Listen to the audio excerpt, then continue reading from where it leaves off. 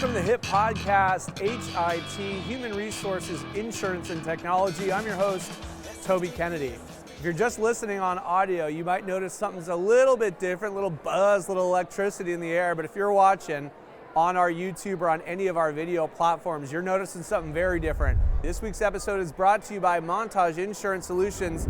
We are here at the conference. We are the official, I think I could say official, officially unofficial, I think we're official at this point, official podcast, capturing the sights and sounds. We're grabbing all the attendees as they walk by, talking to vendors, talking to speakers, and we are doing a compilation highlight episode of those conversations. So if you want to know what it's like to be here at the conference, to see through the eyes of the podcast of the conference, check out these episodes. This is part one for you. We will be doing a multi-part series, so enjoy the highlights.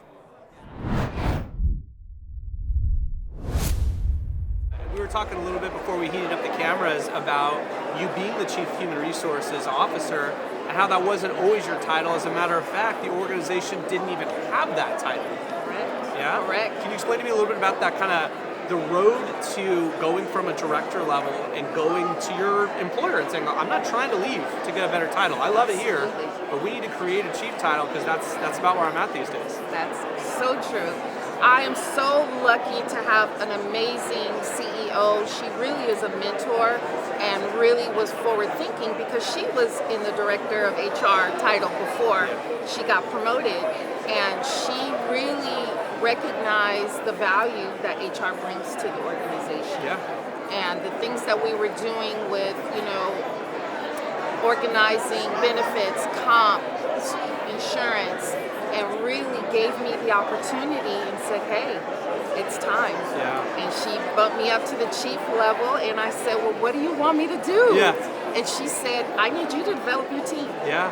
And so that's been the goal. You know, the goal is to get all of the HR practitioners certified and get them trained up so that they can go in succession plan when I'm You probably had folks sitting in like a generalist type role that are now managers, what you're saying? Exactly. Yeah. So we had generalists, we had coordinators, we had recruiters. And as you moved up, they all kind of got up a rung too. Absolutely. Good for you. Absolutely. What a great leader you are.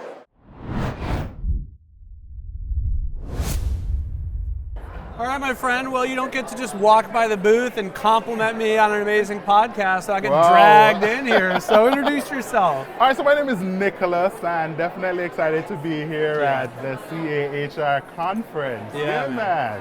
What brings you out here?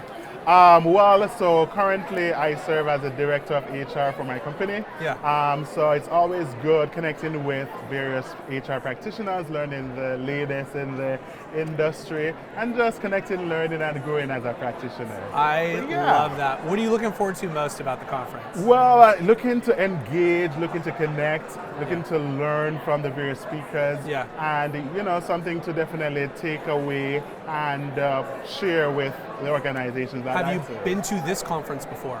Yes. So, Mercy, this is 1, 2, 3. I've been to a few of these conferences.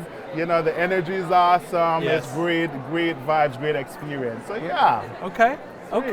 And then from a learning standpoint, do you find value being here in person? Of course. The speakers are awesome. The lineup, I must say, Pyra, they definitely do a great job with the speaker lineup. And there's tremendous value in just listening to the content, just learning. So we can just be able to take all that in and try to implement some of the strategies in the workplace, you know. So looking forward to maybe learning some more on the AI, I know that's something that is kind of trending. And some other topics too. What are your thoughts on where AI is today with human resources? Wow, AI, I think it's it's scary, but it's good. Yeah, that's what I mean. AI is definitely here to stay. So I think from a practitioner standpoint, it just kind of I guess maybe just need to just dive in with it and just learn all that I can to navigate it. I am walking around and I see, first ever in the history of the HIT podcast, multiple time guest, double guest, Dr. Hunter Vincent. You are in rarefied air, sir. How are you? Good to see you. Good to see you in too. the flesh. In the flesh, in 3D, man. It's great to have you on. I'm so excited for you. And we actually are not only friends, we work together We are colleagues now, as they say in the biz. That's right, that's right. What are we colleagues on? We are colleagues for the first ever Jingle Bell Run in Los Angeles for the Arthritis Foundation. That's right, I am the corporate chair of the Jingle Bell Run, the Arthritis Foundation, and you are not only a physician by trade and a great friend to the organization, but you're serving in a capacity as well to try to bring your sort of medical knowledge, bring your business acumen, and make this run as successful as possible. That's exactly right, but I think what we're trying to do with this partnership here is bring a little bit of the medical and combine it with a little bit of the business, right? And so the theme of this JBR, the Jingle Bell Run, is really to kind of meld both of those together. There are so many great health resources out there, particularly for people with chronic pain, chronic joint disease, arthritis. Specifically through the Arthritis Foundation, you're saying? Specifically through the Arthritis Foundation, and they're just not sent out to the masses. Right. And so increasing exposure and then bringing together, key opinion leaders in the field, particularly in insurance and in employer, solutions and things like that. Are you calling me a key in the field there? It's almost like we're talking about the HIT podcast here. Yes, it's almost like H.I.T, Human Resources, Insurance and Technology, dropping every Tuesday. But we are trying to amplify what Arthritis at Work does. And we are trying to use this platform a little bit to let employers that might be listening know what are some of the things, resources, free tools Arthritis at Work provides that folks might not be aware of. Well, so the first thing that people aren't aware of is the fact that 66 million people around the United States are dealing with joint disease and arthritis. Yeah, right? Chronic pain. Chronic pain. But the Arthritis Foundation does a really good job of increasing awareness of joint disease in the workplace. Yeah. Just because you're not hearing about it doesn't mean it doesn't exist. Right. And so a large part of what Arthritis at Work does is increase awareness and destigmatize some of this, the pain aspects of dealing with chronic joint disease and arthritis and things like that. Right. So you're talking about from an HR practitioner standpoint, if they even wanted to kind of lend an empathetic ear to the idea that, I don't know, give or take a third of their employees might be dealing with something that in flare-ups is an 8, 9, 10 out of 10 in the pain scale. They're expected to go to work, they're expected to show up, and so literally just starting with a conversation about that. Certainly. Opening it up, let's have some discussion, then what's the next step, right? So now what other resources do we have to offer? Yeah. So everything from a physical standpoint, joint health, nutrition, mental health, these are huge components, huge treatment arms, so to speak, of dealing with chronic joint pain. Right. And so the Arthritis at Work Foundation helps employers to deliver this to employees? Yep, it's just a plethora of free resources that are available for employees through the employer in conjunction with the Arthritis Foundation. So we're talking a little bit about the Arthritis at Work Foundation, and we mentioned their big kind of Jingle Bell Run, which is coming later this year, which we are both involved in. If employers hear about this and go, actually that run sounds a little bit interesting, is there something I can do, send a team, sponsor, be out there, kind of what are some of the things for an employer to know at this juncture of the planning of the run? So right now, the run is going to take place in Los Angeles in the fall. Yep. We're going to bring together great companies. Yep. We're looking for other great companies that want to be a part of this Jingle Bell Run, want to be a part of the collaboration with the Arthritis Foundation. They're open to sponsorship for advertising, but in general, just open to having that discussion. Yeah. So whether you're part of the JBR or not, we're looking to create those connections with companies who want to offer free resources to their employees, addressing joint pain, addressing the mental health component of chronic pain. And the other thing too that is not often addressed, but what about families that are dealing with, rheumatoid arthritis, juvenile arthritis, some of these more autoimmune, types of arthritis? These are very, very difficult diseases that require a lot of care, a lot of touch points, medications that are not often available or readily accessible. So the Arthritis Foundation can help find providers to give out those resources, find providers that treat rheumatoid and treat these inflammatory conditions. And again, you say this as a practicing physician, right? So you're not just reading newspaper headlines. Correct. No. Within what the Arthritis at Work Foundation sort of brings to employers, and even kind of zooming out from a claims standpoint. So when you're talking about the joint issues and potentially the path to either surgery or other treatments, for employers that have to fund their healthcare claims, there are going to be more or less expensive tracks that claim can go down. Can you talk to me a little bit about intervention and the different options and different philosophies that physicians might have? Certainly. I mean, you can think about it as simple as pre and post surgery, right? The goal is to not have surgery or to avoid that kind of post-era, right? Yeah. So when you think about free resources and things that you can do or interventions you can do earlier, right, from an exercise standpoint, nutrition standpoint, conservative management of joint pain, these are things that if you implement them early in the life cycle of an employee or the disease, right, you can hopefully prevent or forego that post, knee replacement or knee surgery phase, right? Now, if an individual has the knee surgery, let's call it knee or joint surgery, what can we do to then prevent chronic pain from worsening? Yeah. Right? How can we help someone have a normal post-operative, time period? Yeah. You get the surgery, you recover, you get strong, you go back to the workforce, happy. Thank you for joining me, Shelly. Shelly, I saw walking around the conference, but Shelly, I have known for, 10 years? Yes, about 10 years, like that, yes. yeah. Mm-hmm. How's the world? The world is great. The world continues to change and to evolve, and it demands that we change and evolve with it and meet the demands of our employees and team members. See, this is why I've always been like, you're one of the most high-level, awesome HR people I know, because you're right into it. And let's get right into it. What evolutions are you talking about when you say that? Well, I think the workforce is evolving, right? I think our parents approached work as, this is something that is legacy. You're going to be there long term, your entire life. For your loyalty, you will get some sort of a retirement benefit. Yeah. Things have changed, obviously, in the last 50 years. That doesn't happen anymore. The new generation, especially Gen Z and beyond, they're looking for something more than just work. Yeah.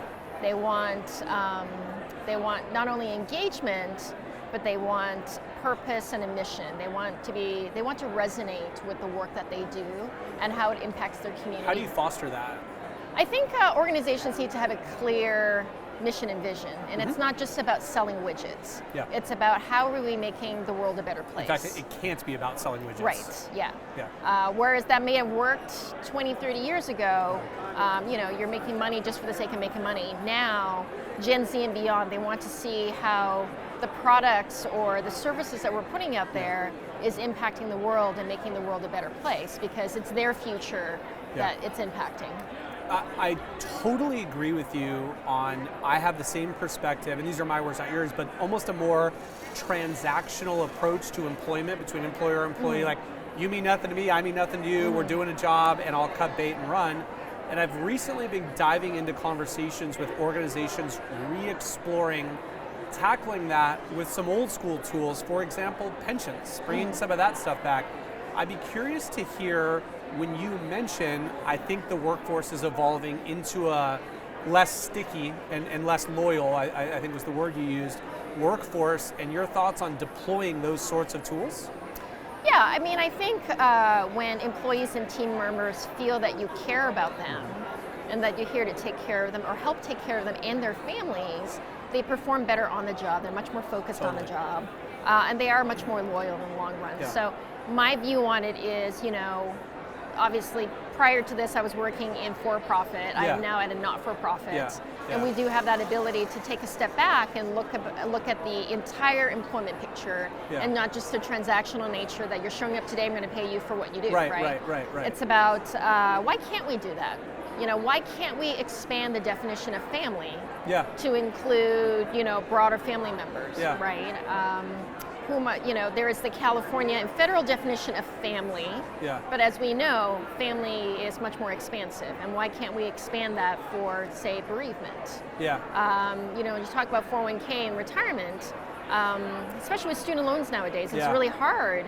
You have $1, do you want to put that dollar in retirement and that's 30, 40 years down the road, or do you take that dollar and you pay off a student loan? That's much more immediate, right? So how do we as employers help with that? Do you? Student loans a big kind of like buzzword. It's on a lot of people's like wish list in the HR world. Yeah, well it is, but the Secure 2.0 has allowed for that provision. We just haven't, so retirement plans haven't figured out how that transaction is going to work, right? So like every dollar that you put into paying off your student loans, the proposition is Secure 2.0 is that the employer can put the employer match towards that. Yeah. Right. Yeah. So, Yeah. which would be great. Yeah. You know, and then it would be subject to the same vesting. The only thing that's missing is the employer team members' own money into that, but it went to pay off some other debt. Right. Right. So it really kind of comes down to how the large 401k providers, the record keepers, how they can make that happen from a transactional administrative standpoint. Yeah. But from an employer standpoint, if it's subject to the same vesting schedule, right? I mean, you would actually get more loyalty.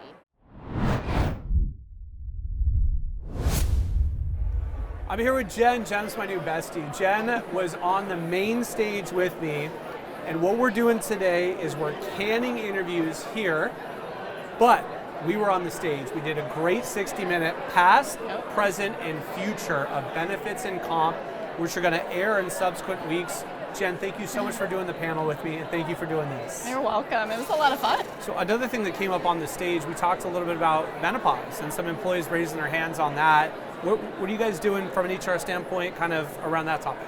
Yeah, it's to be honest, it's new for me. I'm trying to learn. I've listened to a lot of podcasts and do a lot of research and asked employees who felt comfortable talking to us about what they're going through. We realize it's a very individualized experience and most people don't feel comfortable talking about it. Totally. So a lot of our employees have just kind of, the word that they've used is suffer through some of those things, trying to figure out what is covered under our medical plan, and what's not. Because it wasn't grandma's topic of conversation at the workforce, right? We were not told to talk about this stuff. So right now we're taking the stance of trying to educate and normalize that discussion.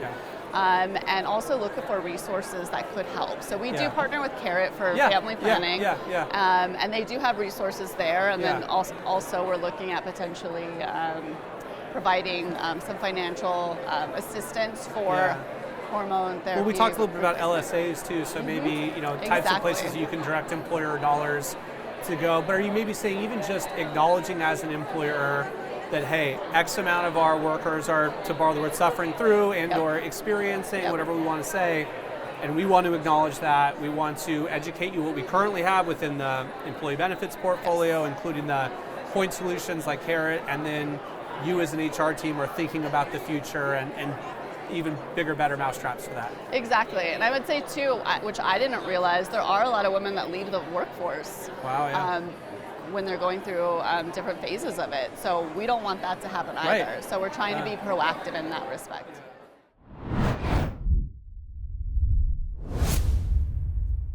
Yeah, so keeping up to date on some of the shifting sands, so to speak, in the legal world is one thing. What do you think is sort of the thing that keeps you up at night? What's the big challenge? I would say employee retention. Yeah. I think it's important. I mean, we're moving forward into a new chapter, in our industry, even more so in hospitality. Yeah. And so just thinking, what can I do differently? What's going to work to keep these employees happy? What do you do differently? Like, what are some of the things you're trying? So community outreach is important. I feel like it brings everyone together. I do a really good job in finding out, doing my research, even though I'm new to California.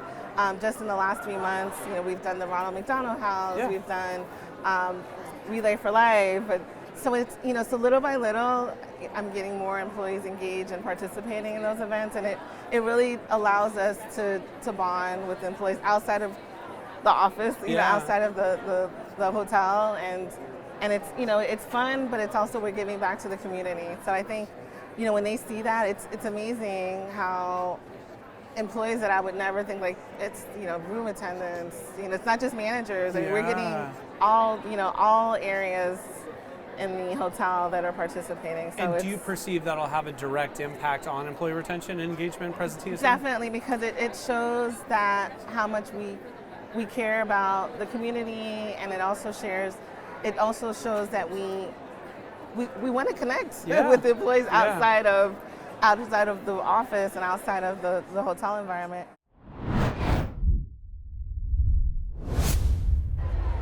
Super excited, Russell. Thank you so much for joining us. Absolutely. So we were talking a little bit before the cameras heated up, and you're in a really interesting spot. So privately owned, multiple locations, right? Upwards of 60 locations, 1,500 employees, 3.5 HR folk. Yes. Talk to me a little bit about your arc in HR with the company. So where you started, where you are, what roles people play, and how you're making $1 out of 15 cents with respect to stretching a 3.5-man team over 1,500 people across 58 locations. Yeah, so I started in at the company as an HR generalist, was in operations, restaurants my entire career, operations, district manager, regional, all the way up, mostly coffee, but I kind of got to the point where I'm just working, never had time for my family, kids were getting older, you know, I love the HR aspect of the operation part of my job, the people, so I went into HR, and then as I was in it a little bit, went to this company, hired in as a generalist, moved my way up, 3 promotions, and now the director of human resources. Congrats. Thank you. Must be doing something right. I think so. We're, you know, I started at the company with about 24 locations. Wow. We are so you watched it more than double. Yeah, so we're at 58. Wow. Should be hitting in 6 years. Yeah. Woo-wee. Should be hitting our 60th location this year. Yeah. Definitely. Kind of puts How many states are you guys in? We're in 3 currently. Okay. So California, Arizona, and Nevada. Okay. And as you branch into those states, you have to learn, obviously, we need a nexus there, we need to learn. Yep, and we're going to be going into the East Coast. Yeah. So there's a few more states we're researching right now, too. Yep. Yeah, so learning all that stuff is... And specifically within your role, you mentioned that you oversee risk, much of HR, but specifically risk? Yeah, risk is kind of where, you know, you get into HR, there's a million avenues you can go. Obviously, I love employee relations, helping people out, but an area I really shined was in the risk, safety, building the safety programs, kind of, you know, saving money on premiums, building. Because for those of you that maybe are slightly initiated or under-initiated, at the end of the day on your workers' comp premium, they go, all right, what else should you pay, what else should you owe, and the last thing they do is hit you with that multiplier, right? Your experience modification. If you're, you know, supposed to pay $1 million, for example, and they modify it by 1.0, you pay $1 million. Yep. But if you've got better claims experience, it might be multiplied by 0.8. And now all of a sudden you're paying $800,000. Or conversely, 2x, 250. I mean, those experience mods can get up. So when you look at claims experience, and the ability to put downward pressure on that, you are hard $1 saving money for the employer. Yep. It's people don't usually think about HR and the way we can save money or even bring money into the company, but coming from operations, I see that, and I think one of my biggest jobs is to get the operators to see the HR side of it, because I see their side, so I understand, you know, when we're trying to bring something new, a new program, and they're like, where do we find time for that? You know, we got to make money, we got to bring dollars to the bottom, so you got to get them to understand, but they think in dollars. So you got to translate what you're doing into dollars. This slip and fall, let's analyze how much this costs us. So, you know, you break it all down. One little cut on a finger could end up costing you hundreds of thousands of dollars if it's not done right. Why aren't they wearing their gloves? Don't they fit right? Do we need to walk around? Do managers need to look out for this stuff? Exactly. So trying to figure out programs where they understand the monetary, you know, aspect of what you're trying to do. You know, that goes a long way, especially in the safety world.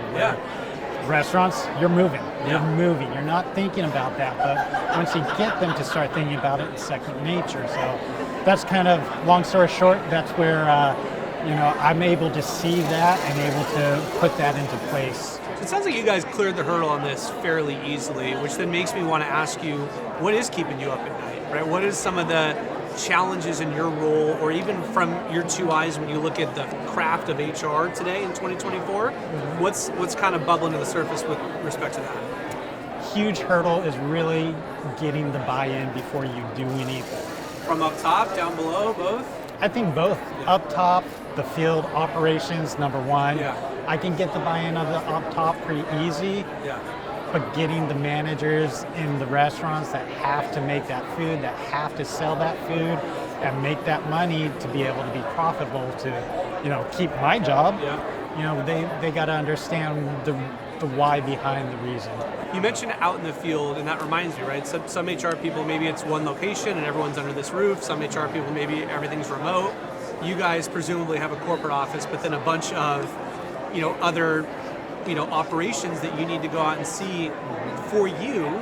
And I don't even know if you've arrived at the right mix yet, but what is your thoughts on the right mix of in the field time and in-office time, and how do you balance that when you need to be in both places at once? It's not easy. Like for tomorrow, I have to be in Rialto before I'm here. So it's you got to manage your time very wisely. But it's to me, if I had it my way, I'd be in the field all the time. And I think that's different than most HR because I grew up in the field. I was a server, I was a cook, I was a general manager, regional manager, oversaw all operations. So I've been in every position. So it's it's important for HR to be there because there's such a disconnect between corporations and the people that actually give you the job in your corporation. So if you're not spending time with them, if you're not dealing with them, if you're not understanding them or their culture or any of that, you're not doing any favors to them, to yourself, to your company. So being in the field for HR is extremely important, knowing your people. And I think, eventually as we get more people in right now, every Friday is my dedicated time in the field. I don't get it every Friday, but I try. I try. And I tell everybody, if you call me, you need me there, I'm there. I don't care what I'm doing, I'm there.